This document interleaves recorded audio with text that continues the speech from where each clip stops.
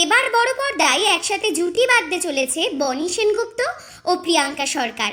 তাদের নতুন ছবি রবিনস কিচেন। ডার্ক থ্রিলারের আদলে তৈরি এই ছবি প্রকাশ্যে এসেছে। এই ছবির ট্রেলার। গল্প মূলত রবিন নামের একটি মধ্যবিত্ত যুবককে নিয়ে।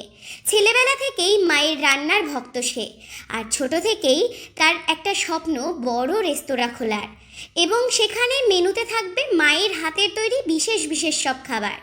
বড় হওয়ার পর সেই স্বপ্ন সত্যিও হয়। একটি ক্যাফে খোলে সে, এবং তার নাম দেয় রবিনস কিচেন। আর সেখানেই দেখা হয় প্রিয়াঙ্কার সাথে, অর্থাৎ গল্পের নিহারিকার সঙ্গে। একসঙ্গে কাজ করেন তারা। কাজ করতে করতেই একে অপরের প্রতি একটা ভালো লাগা তৈরি হয়।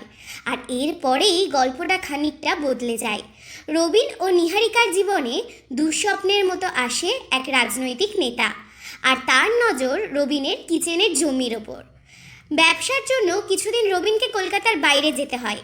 নিহারিকা ক্যাফে সামলাতে শুরু করে, আর সেই সুযোগে সেই রাজনৈতিক নেতা বিভিন্নভাবে চাপ সৃষ্টি করে নিহারিকার ওপর।